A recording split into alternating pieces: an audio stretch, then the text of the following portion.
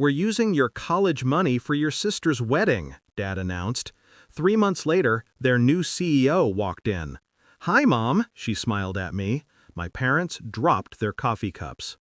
They told me on a Tuesday, not with shame, not with hesitation, just a casual cruelty over breakfast, the kind that breaks something quietly inside you. Dad didn't look up from the newspaper when he said it. "We're using your college money for your sister's wedding." As if my future were a convenient bank account. As if my life were a negotiable expense. Mom stirred her tea, eyes carefully avoiding mine. Silence is its own confession.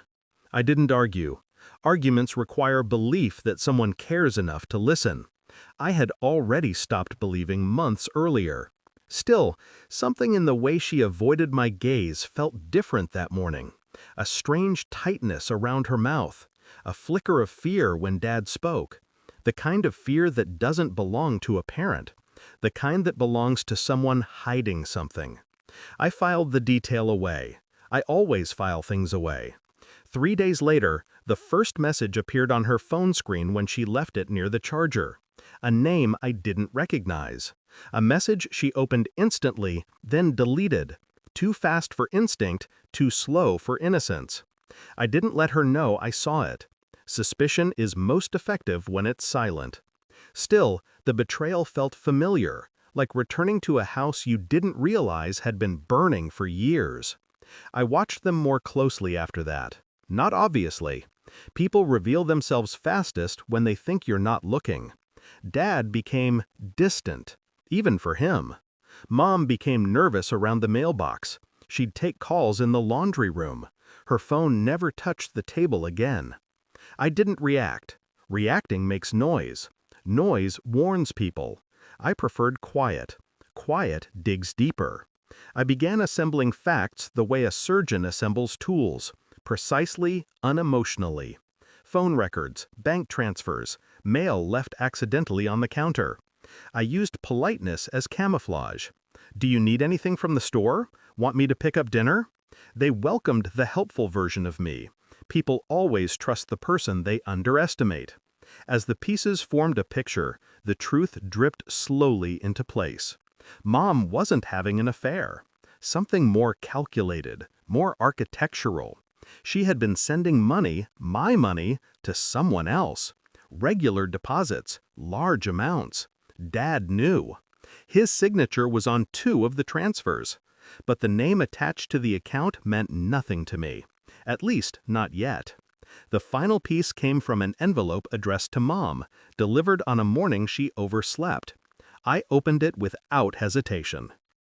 Inside, legal documents, contracts, business filings. My name was missing where it should have been. Another name appeared where it shouldn't have been. A daughter. Not my sister, someone else. Older than me. Conceived years before Dad ever met my mother. The ugly truth settled like cold iron in my chest. He had another child, a hidden one.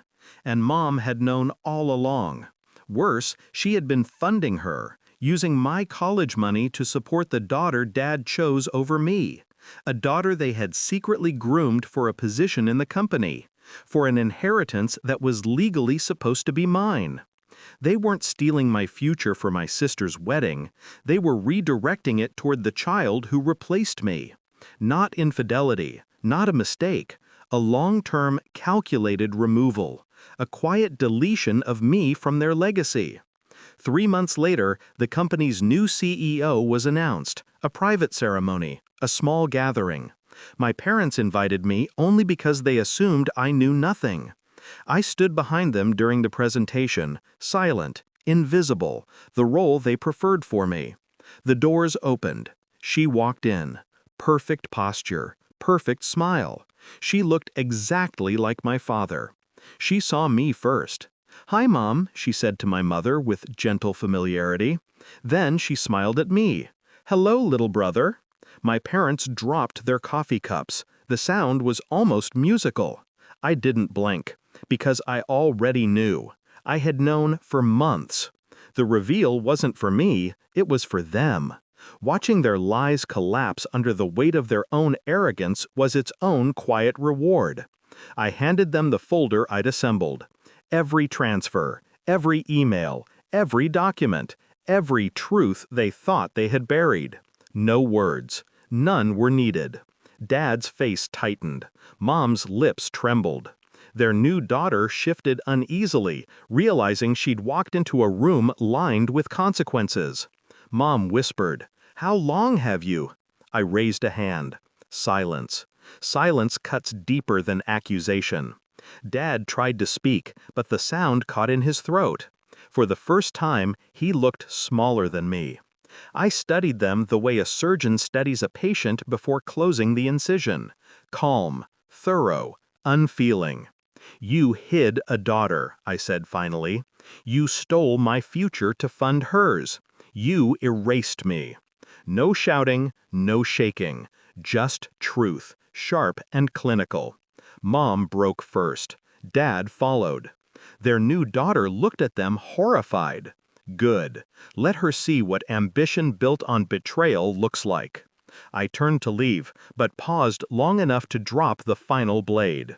"I sent copies," I said, "to the board, to the auditors, to the press." Dad's breath hitched. Mom's hand covered her mouth. Their daughter stepped back from them instinctively. "I didn't ruin you," I said. "You ruined yourselves." I just turned on the lights. Then I walked away. Not fast. Slow. Measured. The way a person walks when the burning house behind them is no longer theirs to save. I didn't feel triumph. Triumph requires emotion. I had none left for them. Just clarity. They built a future without me, so I built a truth they could never escape. When I reached the exit, I didn't look back. They lost a legacy. I lost a family. But only one of us walked away free. And that was enough.